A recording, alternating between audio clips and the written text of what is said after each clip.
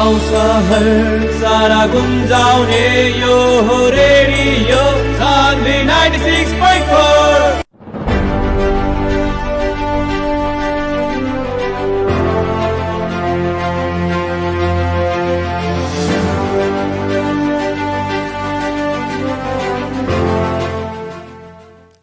नमस्कार और प्रणाम तमाम भोजपुरिया श्रोता लोग के रेडियो सानवी 96.4 मेगाहर्ट्ज के तरंग पर तरंगित होके वाला कार्यक्रम आमने सामने के आज के बतकही में छलफल में मनोज पटेल हम फिर से हाजिर हो गए बानी। जी श्रोता बंधु लोग, निरंतर रूप में हमनी देश में अभी जौन कोरोना के दूसर का लहर आयल बा ई विषय पर चर्चा कर रहा बानी। देश के राजनीतिक अवस्था भी अभी ठीक नहीं के और ये कोरोना देश के अपन गिरफ्त में ले बा और खास करके बिरगज ओकर हॉट स्पॉट के रूप में आगे आ रहा बा। लगातार रूप में देश के भौतिक क्षति हो रहा बा और जौन किस्म से उपचार सेवा सुविधा चाहे राहत सामग्री जौन किस्म से आवे के चाहे वो किस्म से जनता के मिले नहीं के सक रहा। ऑक्सीजन के कमी बा और दवा के कमी बा। जौन खोप हमनी के देश में चलल रहे उहो भी अवस्था लगावे ना सकल जाए वाला अवस्था बा। खोप नहीं के आवे सक रहल। अति आवश्यक जौन आपातकालीन अवस्था में प्रयोग होने वाला दवा सब बा उहो सब भी उपलब्ध नहीं के। ई अवस्था में तमाम देशवासी में एगो डर, एगो त्रास, एगो आशंका विभिन्न किस्म के बा और ई कारण से विभिन्न एक तो लॉकडाउन बा और एकरा बीच में ये तमाम समस्या सब और डेली के समाचार हमने सुन के भी जनता लोग एकदम आहत बा और उ लोग में एक किस्म के मनोवैज्ञानिक हिसाब से लोग कहल जाता है एकरा के मनोवैज्ञानिक हिसाब से लोग बीमार हो रहा बा। कुछ भी होता तो हड़बड़ा जाए के चाहे कुछ नइखे भी भइल तब पर भी ऐसन बुझाता कि कुछ हो गई बा। ऐसन भी बहुत लोग के बात आ रहल बा कि कुछ भइल नहीं के फिर भी लागता कि डर ऐसन लागता भीतर से, नींद नहीं के आवत, बेचैनी रहता। ये तमाम विषय वस्तु पर आज हमनी छलफल करे के प्रयास कैले बानी और हमरा संगे छलफल में आज जुड़ रहल बानी अपन विचार के साझा करे के खातिर एगो बहुत ही चर्चित मनोविमर्शकर्ता और ये आसमान नेपाल पर्सा के संयोजक भी बानी वहाँ मुनीलाल बैठा जी। सबसे पहले हुनकरा के हम कार्यक्रम में स्वागत करे के चाहेम। मुनीलाल सर, कार्यक्रम में अपने के स्वागत बा। धन्यवाद मनोज जी। जी ऐसन आपने देखा तनी अपने भी कि देश में कोरोना के कहर बा और कोरोना के कारण से बहुत किस्म के चीज आ रहल बा। एक तो लॉकडाउन बा और लॉकडाउन में एगो डर, एगो त्रास, लोग एकदम सहमल बा, डराइल बा, विभिन्न किस्म के मनो समस्या भी आ रहल बा लोग में। एकरा के अपने कैसे ले बानी? जैसे कि डरा जाए के, बेचैनी होके के, नींद ना आवे के, कुछ भइल नहीं के फिर भी लागत कि कुछ हो गइल बा, ई सब काहे होखेला? एकरा के कैसे अपने टिप्पणी करें? धन्यवाद, बहुत बढ़िया प्रश्न पूछनी अपने। अब मौका भी देनी हमार बात रखे के, कम से कम सब आदमी के जानल भी जरूरी बाटे। जी जी। अभी खास करके मनोसामाजिक समस्या के अंतर्गत ही सब आवेला। मनोसामाजिक समस्या क्या नहीं आवेला था अभी पहले हमने के तंगा बुझलम संदा और नीचे जाए में सजीलो रही।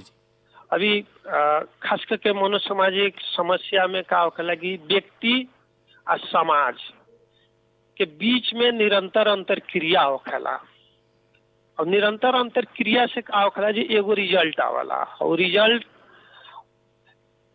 जौन आवेला वो रिजल्ट से ही का होखेला जी व्यक्ति के समस्या होखेला। अब जैसे अभी के कंटेस्ट में हमनी के देखल जाए तो कथी बा कि एगो व्यक्ति बा, समाज में अभी कोविड-19 के जौन एथी बा, कोविड-19 के जौन प्रकोप बाटे, विश्व महामारी के रूप में ही आ गई बाटे, इस समाज में ही घटना घट रहल बाटे।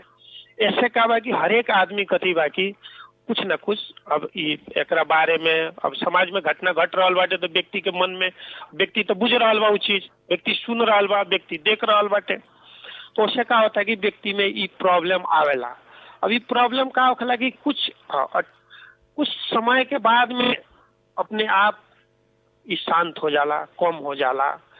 कुछ का होखेला कि लंबा समय तक ले रहेला। ई जो लंबा समय तक ले रहेला मन के बेचैन करेला, मन में एकदम तनाव देवला, ओकरा के हमनी के कथी कहनी संगी मनोसामाजिक समस्या कहनी। मन में ही समस्या बाटे, शरीर ना कि मन में। जौना से कथी होखेला कि मन में ही अगर मन अशांत बाटे तो हमनी के का होखेला जी और जो हमनी के दैनिक काम जौन करे निशान वो दैनिक काम में हमनी के बाधा उत्पन्न होखेला।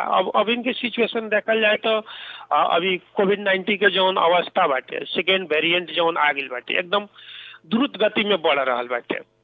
अभी लगभग हमनी के देखल जाए तो नेपाल के ही तथ्यांक देखल जाए तो एवरेज में औसत 7-8 हजार केस सब पॉजिटिव हो रहा बा। 45 से लेके 50 औसत हम कहता नहीं, एग्जैक्ट नहीं कहत, ये 45 से लेके व्यक्ति के प्रत्येक दिन मृत्यु हो रहा बा नेपाल में। अब हमनी के जहाँ बानी सन वीरगंज महानगर में अथवा पर्सा जिला में या पर्सा जिला के अगल बगल के जिला में जौन बानी सन, अब पर्सा जिला के ही देखा जाए तो एवरेज में लगभग 100 गो केस प्रत्येक दिन आ रहा बाटे। यानी कि 4-5 जने कम से कम मर भी रहा बा जी। हाँ 3-4 गो एवरेज में, 3 से 5 आदमी एवरेज में मृत्यु भी हो रहा बा। अभी तो अभी माहौले अभी अवस्था में कथी बा कि इस सारा अब अपने के देखा नहीं, विद्यालय बंद बा, उद्योग धंधा भी बंद बाटे, हर एक चीज अब व्यवसाय बंद बाटे।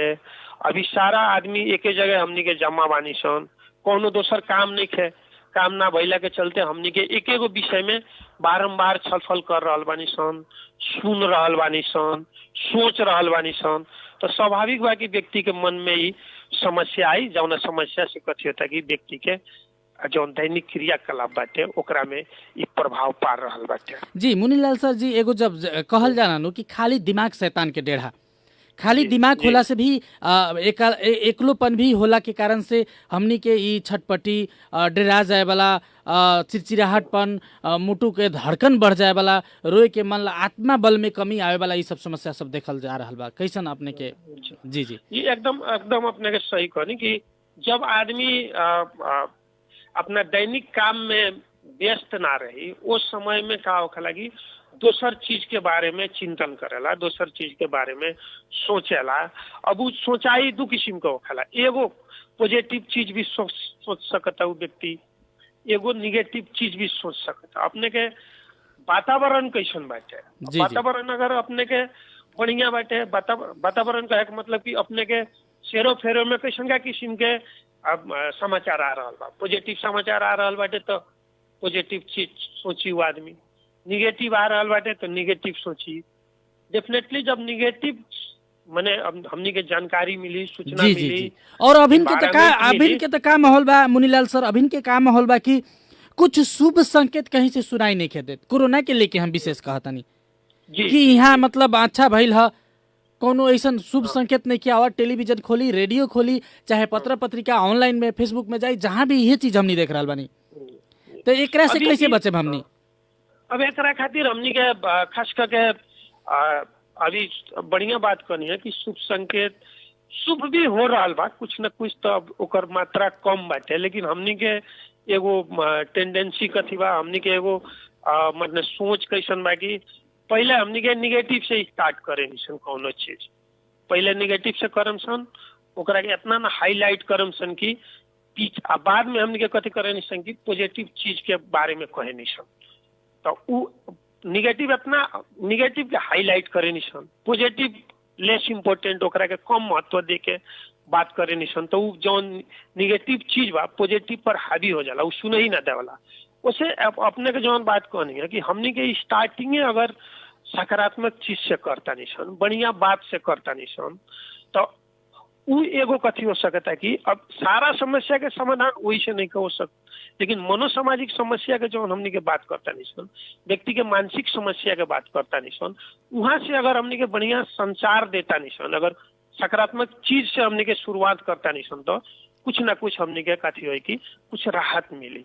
जैसे हमनी के न्यूज में भी आ रहा बाटे, मृत्यु के खबर आ रहा बाटे, ओकरा बाद में पॉजिटिव केस के खबर आ रहा बाटे, ओकरा संगे संगे कुछ मात्रा में तो केस जोन अपने के पॉजिटिव हो रहा बा, ठीक होके घर लौट रहा बा, रिकवरी हो रहा बा, बढ़िया हो रहा बा, उस चीज के हमनी के गौन कर दिला बानी सन, उस चीज के हमनी के हाईलाइट नहीं सन कर, जौना के चलते का होखेला कि जब आदमी आशावादी होखेला तो ओकरा में बहुत चीज पलाला, लेकिन जब खाली निगेटिव सुनम तो कथी होखेला कि निराशावादी होता, आदमी इतना मर गई है, आदमी अपने के पॉजिटिव हो गई। इस सुनते सुनते अगर अब हमनी के अब खास करके जे अभी सोशल मीडिया ई एमे बहुत महत्वपूर्ण रोल खेल रहा बा। ई अपने के ई जौन चीज मानसिक रूप से आदमी के कुछ समस्या में पारे वाला चीज बाटे। अभी खास करके वाइबर, व्हाट्सएप, फेसबुक, इंस्टाग्राम, ये जितना सोशल मीडिया सब बारे सोशल साइट, सोशल करे संजाल के जो चीज बारा सब उससे भी एथी बाटे। दोसर कौन एगो कारण कहते बा कि हमनी के भी अब स्क्रीनिंग करे के पड़ल। हमनी के स्क्रीनिंग कथी करे के पड़ल कि हमनी के कौन चीज कितना न्यूज सुने के बा। हमनी के भी आदत एगो कथी बा कि हर एक टाइम ओकरे बारे में हमनी के सोच रहल बानी सन। तो अपने के स्वाभाविक रूप से बाटे जौना चीज में अपने के हर एक टाइम सोचता नहीं उस चीज में तो अपने के वह चीज तो अपने के भीतर जाई। और ये कारण से डिप्रेशन में जी और मुनीलाल सर ये तमाम कारण से बहुत सारा लोग डिप्रेशन में भी जा रहा बा अभी इनके अवस्था में। एकदम अभी खास करके अभी उहे हम कहत रहनी है कि हर एक टाइम हमनी के फ्रीक्वेंटली एक एगो चीज सुनतानी सन, सोचतानी सन, देखतानी सन, तो ओकर असर का होता कि पड़ी। अब बढ़िया सुनतानी सन तो बढ़िया का असर पड़ी, खराब सुनतानी सन तो खराब के असर पड़ी। तो हमनी के भी का करे के पड़ल कि अब जे हमनी के अब बानी सन अभी खास करके एगो हमनी के काथी करे के पड़ल कि इंगेज होके के वातावरण बनाए के पड़ल। जी एगो एकरा के ऐसे भी कहल जा सकता कि एगो शेड्यूल बनावे के पड़ल अभी के खाली समय के। एकदम एकदम एकदम बढ़िया अपने के एथी पॉइंट पर है कि हमनी के अब नया खाल के रूटीन बनाओ पड़ल, फैमिली रूटीन बनाओ पड़ल। हर एक आदमी हमनी के बच्चा भी फैमिली में, अब हर एक बच्चा भी फैमिली में बाटे, एडल्ट भी बाटे, महिला पुरुष अब जे काम करे वाला बाहर वाला सब आदमी हमनी के घर में एके जगह रहता नहीं सन। तो एके जगह रहला के मतलब कथी भइल कि अब उ भी एगो प्रॉब्लम हो। घर में अगर हर एक टाइम माने 24 घंटा एक जगह अगर सब आदमी रहता है ऐसे भी एक प्रॉब्लम क्रिएट हो सकता है। तो ऐसे का होगा पड़ल कि नया खाल के एगो रूटीन बनाओ पड़ल, कथी करे के बाटे काथी नहीं के करे के कौना समय में कथी करे के बाटे। ई अगर हमनी के रूटीन बनावता है फिर इतना इजी भी नहीं के जितना हमनी के इजी रूप में कहता नहीं इजी भी नहीं के, लेकिन ट्राई तो कहीं से न कहीं करे, कहीं से न कहीं से करे के पड़ी न। तो अगर नया खाल के एगो अंडरस्टैंडिंग में सब आदमी मिल के बैठ के अगर एगो रूटीन बनावते हैं नया खाल के अभी इनके अवस्था के मद्देनजर रख के अगर एगो रूटीन बनावते नहीं सुन तो हमनी के का होई कि कुछ जीवन दिनचर्या बाटे एमे हमनी के सहजता ले आ सकता नहीं सन। अब एमे नया रूटीन में अपने के खेल के एगो रूटीन बना सकता नहीं। मान लीजिए कोनो बाटे तो अपने के बच्चा सब बड़े तो कबो फिल्म देखे के चाहे मूवी देखे के एगो रख सकता नहीं, गीत सुने के रख सकता नहीं, पढ़े वाला बच्चा बा ओकरा के पढ़े के एगो रूटीन बना सकता नहीं, बैठ के अपने के कुछ घर के बात अब शेयरिंग करे के बात बना सकता नहीं। ये आवत चीज अभी घर के अपन फैमिली के अवस्था कैसन बा, फैमिली के नेचर कैसन बा, फैमिली के बनावट कैसन बाटे, साधन स्रोत फैमिली में कैसन बाटे, ओकरा आधार पर हमनी के कथी कर सकता है एगो नया खाल के अगर रूटीन बना के ओकरा के लागू करता है परिवार के भीतर में तो कुछ हद तक ले हमनी के जौन सामाजिक मनोसामाजिक समस्या व्यक्ति में दिखाई दे रहा बाटे ओमे हो सकता। अपने के अब खास करके अभी एमे कथी होता कि हमनी के सब पूरा टाइम घरे में बैठला के चलते अब एक्सरसाइज नहीं के पुग सकत तो अपने के एगो एक्सरसाइज के टाइम बनाई, योगा करी जे अगर करे वाला बाटे योगा में एथी होके पड़ल। खान पान में भी बहुत चीज गड़बड़ हो रहा बाटे, हमनी के बैठल बानी सन बहुत चीज अब आवश्यक भी अनावश्यक भी फुर्सत के समय में कुछ खाइल जाओ, चाय पियल जाओ या मतलब अनावश्यक चीज निमन निमन खाइल जाओ जी हाँ वैसन का चीज से करे के पड़ल। ओकरा बाद में अब हमरा हिसाब से अब अपने के शेयर करी बात कुछ चीज बाकी ऑनलाइन हमने के जो अब जैसे कि मुनीलाल सर हम अपने के बीच में यहाँ रोके के चाहनी। अब जैसे कि एगो सबसे बड़का समस्या का बा एक तो रोजगारी भी गुमल बा, रोजगारी भी हमने लगे नहीं खे, आर्थिक समस्या में भी बा, घर के भी सारा चीज करे के बा जौन फंडामेंटल नीड्स बा घर के भी उ तमाम चीज पूरा करे के बा। तो ई कम स्रोत साधन भी बा, एगो इहो कारण भी बा आदमी डिप्रेशन में जा रहा बा या आदमी विभिन्न किस्म के चिंता में पड़ रहा बा। अब का होई, अब कैसे होई, अब तो ये सब चीज समाप्त हो रहा बा, जौन पैसा रुपया रहे उहो खत्म हो गई, अब आगे दिन में का होई। ये सब चीज से भी आर्थिक जौन भार बा एकरा से भी बच्चे के खातिर का करे के पड़ी हमनी के। अब देखल जाओ ई अब आर्थिक चीज जौन बा मेजर महत्वपूर्ण कारण मध्ये ई भी बाटे। अब स्रोत ओरा रहल बाटे, स्रोत ओरा रहल बाटे तो खास करके जे घर के गार्जियन बाटे जे परिवार के अगुआ बाटे जी जी जी ओकरा ई स्वाभाविक बाटे ई ओकरा बारे में सोचे के, ओकरा बारे में टेंशन लेवे के, ओकरा बारे में अब केंग करे के पड़ी, ई स्वाभाविक बा। लेकिन अब बात कहाँ बा कि उ माने अपने के चिंता लेला से या टेंशन लेला से या उ कैला से भी तो अब उ चीज हो नहीं खे नु रह। जी जी समस्या तो समाधान होत नहीं खे। जी जी समस्या समाधान नहीं खे होत।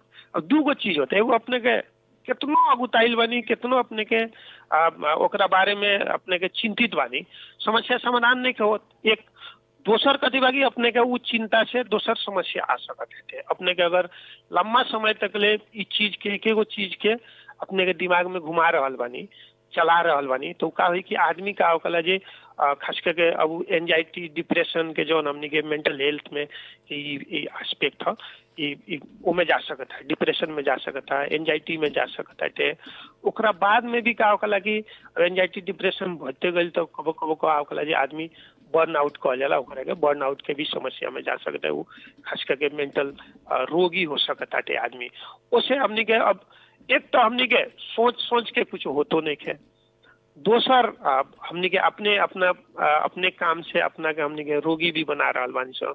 ऐसे हमार आग्रह कथी बा कि अभी फिर एगो ई फैमिली के प्रॉब्लम नहीं है, अब फैमिली के भी प्रॉब्लम नहीं है, ई एगो जिला के प्रॉब्लम नहीं है, एगो देश के प्रॉब्लम नहीं है, ई संसार भर में ई चीज आइल बाटे। संसार भर के लोग, संसार भर के जो आदमी बाटे, चाहे वो विकसित देश हो, चाहे कम विकसित देश हो, चाहे अल्प विकसित देश हो, सारा आदमी, सारा तबका के आदमी। जी मुनीलाल सर, जैसे कि विज्ञ लोग, डॉक्टर लोग, चाहे अपने लोग ऐसा मनोविमर्श करता लोग भी हमनी के रेडियो मार्फत या जनता लोग के ये अवेयरनेस दे रहल बा, बता रहल बा लोग कि डेराइल जरूरी नहीं है, हड़बड़ाइल जरूरी नहीं है, समस्या आइल बा एकरा से लड़े के परी हमनी के और सचेत रहे के परी।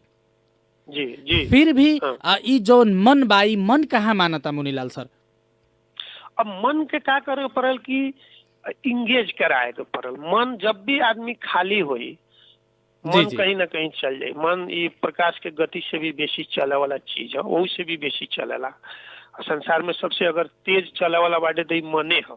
तो मन के रोके खातिर, मन के ब्रेक करे खातिर उपाय कथी बा कि अपने के इंगेज होके पड़ल। इंगेज कहीं ना कहीं व्यस्त रखे के पड़ल। व्यस्त रखे वाला उपाय कथी बा कि कोनो ना कोनो काम में, अब छोटा छोटा काम होके, अब शहर में तो तंगा समस्या बा, अब गाँव के में समस्या, गांव में छोट छोट अपने के बारी हो गई, चाहे कोनो काम करता नहीं, कोनो नया चीज की शुरुआत करी, ऐसा चीज बात छोट छोट चीज में इंगेज होके के। अब कोनो आदमी बाटे तो ओकरा के अब कथी करे के पड़ल कि जैसे पढ़े वाला बच्चा बाटे तो पढ़ाई में इंगेज करे के पड़ल। कोनो आदमी एकदम मेथी बाटे, अब ई समस्या बढ़ रहा बा तो रचनात्मक काम में लगाए के पड़ल। जैसे अब कितना आदमी बाटे तो यही समय में कोनो चीज बढ़िया रचना कर रहा बा, जैसे कोनो चीज किताब लिखे के भइल, चाहे कविता लिखे के भइल, चाहे गीत लिखे के भइल, उपाय हजारों बा। और रह गइल कि अपने के मन के शांत जी। और एगो और बात भाई, ई शहरी क्षेत्र में, ग्रामीण इलाका से हमनी के गांव घर के में से ज्यादा भी शहरी क्षेत्र में ये सब तमाम समस्या से जोन विषय पर हमनी छल पल कर रहल बानी मुनीलाल सर, ये तमाम समस्या सब शहरी क्षेत्र में बेसी बा। फिर एकदम अब शहरी क्षेत्र में होके के कारण कथी बा कि अब खास करके शहर के में रहे वाला आदमी के एगो व्यवसाय बा, जागीर बा, सब कोई अपना अपना काम में व्यस्त बाटे, अपन मतलब दैनिक रूटीन बाटे, रूटीन अनुसार काम होत रहला। अभी निषेधाज्ञा लागू भइला के चलते या ये कोविड के केस बढ़ला के चलते सब कोई अब सब चीज ठप बाटे। तो सब चीज ठप भइला के चलते अभी जब भी अपने के रेगुलर काम बंद हो जाई, रेगुलर काम अपने के रुक जाई, तो अब ये चीज तब अब बंद होते मात्र कहीं ना कहीं तब खाली हो गई, आदमी काम से में कम इंगेज हो गई। तो जब काम से कम इंगेज हुई तो का हुई कि वो जानवा कथी के हुई कि उहे से अभी व्यक्ति के ई चीज जौन बाड़ा सन। अब जैसे कि ई सब तमाम चीज में अब सबसे बड़का एगो फैक्टर खेल रहा बा, जैसे कि अपने कहानी है सूचना कम्युनिकेशन या सामाजिक संजाल, एमे बहुत बड़का रोल खेल रहा बा। सकारात्मक चीज कम आवता, नेगेटिव चीज ज्यादा आवता। तो एमे एगो जैसे कि पत्रकार लोग के या सामाजिक कर्मी लोग के, सामाजिक अभियंता लोग के या वैसन विज्ञ लोग के, डॉक्टर लोग के भूमिका महत्वपूर्ण हो सकता। समाचार कैसन देवे के, कैसन ना देवे के, तमाम विषय पर भी कुछ ऐसे सकारात्मक रिजल्ट आ सकता। एकदम अभी खास करके अभी जे जहाँ बाटे अभी जैसे अब संचार कर्मी चाहे अब हेल्थ कर्मी चाहे जे भी ये सेक्टर में लागू मतलब अब काम कर रहा बा चाहे एमे सहयोग कर रहा बाटे ओकरा से वो अब अपन एथी बुझे के पड़ल अभी दायित्व बुझे के पड़ल कि जैसे अब पत्रकारिता के भी अब कैसन का किस्म के हमके न्यूज देवे के बाटे। अब अभी के समय में मान लीजिए एक किस्म के तो अपने एकदम तनावपूर्ण माहौल बा, तनावपूर्ण माहौल में हमने के वैसन के चीज देता निशान तो कबो कबो का होखला जे और तनाव सृजना हो सकता। हमने के था नहीं कि हमने के बोली बहुत चीज बात करे निशान, बहुत सूचना देवे निशान, लेकिन सूचना देवे वाला के ई जानकारी कम रहला कि हमने के सूचना कहाँ कहाँ असर कर रहा बाटे, हमने के सूचना से कौन कौन जगह इफेक्ट हो रहा बाटे। तो ओसे एगो हमार अनुरोध कथी बा कि ई एगो छोट सूचना से बहुत जगह प्रभाव पड़ सकता है। अब खास करके अब निगेटिव तो एकरा के अब कथी कहल जाओ, अब निगेटिव तो भइल चीज आ रहल बाटे, अब एकरा के ओंगे भी ना लेवे के पड़ल जौन चीज घट रहल लेकिन बा थोड़ा सकारात्मक चीज भी देवे के पड़ल, जैसे कि थोड़ा जैसे कि कुछ लोग अच्छा होके लौट रहल बा घर, कुछ लोग रिकवरी हो रहल बा जौन बात इहो चीज भी देल जरूरी बा ज्यादा से ज्यादा। हाँ, फ्रीक्वेंसी बढ़ाए के पड़ल। मान लीजिए अपने के कथी बा कि आदमी एगो अगर पॉजिटिव बाटे तो ओकरा एकदम हाईलाइट होता है, लेकिन एगो अगर आदमी रिकवर होके आ रहा बा बढ़िया मतलब उपचार करके ठीक होके आ रहा बा ओकरा के हाईलाइट करे के पड़ल, ओकर भी कम से कम स्पेस रखे के पड़ल कोनो ना कोनो जगह पर, ताकि वो अपन अगर बात कहता वो केंगे कोरोना से वो अथी अपने के कोरोना अब जब पॉजिटिव रहे तो ओकर अवस्था कैसे रहे, ओकरा बाद में कौन कौन चीज कैल वो भी चीज तो कोनो आदमी खातिर जैसे हम कहनी अनु कौन मैसेज केकरा खातिर उपयुक्त हो सकता है वो मैसेज देवे वाला के था ना रहला, मैसेज लेवे वाला के था रहला। तो अगर हमनी के बढ़िया मैसेज दे रहा बानी सन मतलब अब खास करके पॉजिटिव मैसेज जा रहा बाटे तो वो मैसेज अगर दोसर कोनो आदमी निगेटिव बाटे सॉरी पॉजिटिव कोविड पॉजिटिव वाला आदमी बाटे तो वो अगर ओकरा के परसीव करत आटे ओकरा के लेत आटे तो का हो सकता है कि अपना में वो लागू कर सकता है। तो हो सकता है कि ओकर एगो शब्द से एगो चीज से ओकरा जीवन में चेंज ले आ सकता है। वो जौन आशा कबो कबो का होकला जे आदमी निराश हो जाला तो वो बहुत बड़का समस्या। जी अब अंत में हमनी लगे जी अंत में हमनी आगे बनी कार्यक्रम के अंत में हमनी लगे मुनीलाल सर और जैसे कि ऐसा अगर समस्या आ जाता मन में वैसा कोनो किस्म के बेचैनी चाहे डर त्रास चाहे कोनो किस्म के मनोसामाजिक समस्या अगर आ गई अपने के तो कुछ ऐसा बात जगह जहाँ हमनी एकरा से ऑनलाइन मार्फत या फोन मार्फत भी या कुछ राय सलाह सुझाव या हो सकता अभी वो अवस्था नहीं कि डॉक्टर से जाके हमनी भेंट करे सकी, अभी सारा चीज ऑनलाइन बा तो कुछ ऐसा संघ संस्था सब बा जोन काम कर रहा बा जहाँ हमनी ये विषय पर सेवा ले सकता नहीं एकदम। अभी खास करके मनोसामाजिक समस्या में अगर कोई बात है वैसा किस्म के चीज आ रहा बाटे तो हमनी के अब एगो तो हमरो से संपर्क कैला से हुई खास करके अभी मनोविमर्श खातिर। दोसर कथी बा कि एगो टीपीओ संस्था बाटे जी अभी खास करके काउंसलिंग सेंटर खोल के अभी एथी बाटे परसा जिला में भी ओकर एगो आदमी तो रहे अभी ओकर अवस्था हमरा उतना जानकारी ना भई, लेकिन टीपीओ जौन संस्था बाटे trans psycho social counselling centre कह के ओमे संपर्क कर सकता निशन हमनी के वहाँ से भी हो सकता है। अब ऐसा का चीज बाटे तो अब खास करके अभी मनो विमर्शे में जाए पड़ी। अब खास करके मनोसामाजिक समस्या कोनो भी व्यक्ति के बाटे अब हम जी वैसन हॉटलाइन भी अब जैसे कि स्थानीय सरकार बा यहाँ के या जिला प्रशासन कार्यालय सीडीओ साहब के नेतृत्व में भी भाई कोविड से जौन ऐसा आ रहा बा ओकरा खातिर कुछ ऐसा टीम या कुछ ऐसा हॉटलाइन भी अब देवल जरूरी बा जैसा हमरा लगता। अब एकदम अभी खाली हेल्थ कर्मी के स्वास्थ्य कर्मी लोग के प्रायोरिटी में बाटे, लेकिन अब हमारे एगो कथी आग्रह बा अपने से भी कि अब जैसे एगो संचार कर्मी बानी एकरा खातिर भी अगर अब एकरो के भी मैपिंग करके रखे के पड़ल कि साइको सोशल अगर प्रॉब्लम आवत है कोनो व्यक्ति में आ रहल बाटे ओकरा के हीलिंग करे के पड़ल, ओकरा के साइको सोशल सपोर्ट देवे के पड़ल, सहयोग देवे के पड़ल। तो वो बेरा खोजला से भी बढ़िया ओकरा पहिले अगर हमनी के एकरा के एथी करके राखा तानी सन माने खोजबीन करके कौन संस्था कौन व्यक्ति ओकर कांटेक्ट नंबर और डिटेल्स सब मैपिंग करके हमनी के कहाँ कौन कौन चीज कौन कौन ऑर्गेनाइजेशन सर्विस दे रहल बाटे ओकरा के अगर हमनी के राखा तानी सन तो जब भी जरूरी पड़ताटे तब अपने के ई सपोर्ट मिल सकता। अब हम एनी टाइम सपोर्ट करे के तैयार बनी कोनो भी व्यक्ति फोन में चाहे ऑनलाइन चाहे अपने के मार्फत भी कोई व्यक्ति भी अगर साइकोसोशल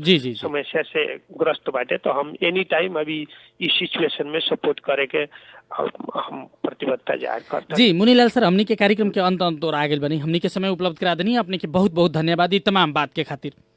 धन्यवाद बा अपने के भी। अब हमार विचार अपने के रेडियो मार्फत प्रसारण कनी अब कम से कम ये बात सुन के कुछ ना कुछ ऐसे फायदा होखो।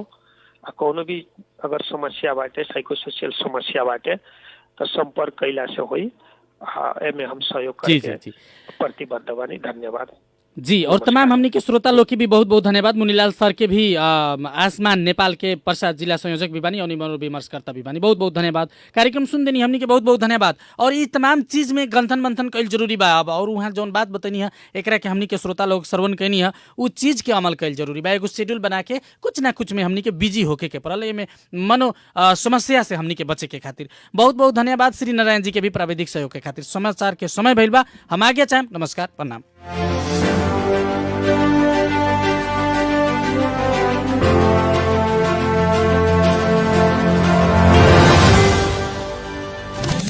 रेडियो सान्वी टाइम चेक अहिले 8 बजेको छ।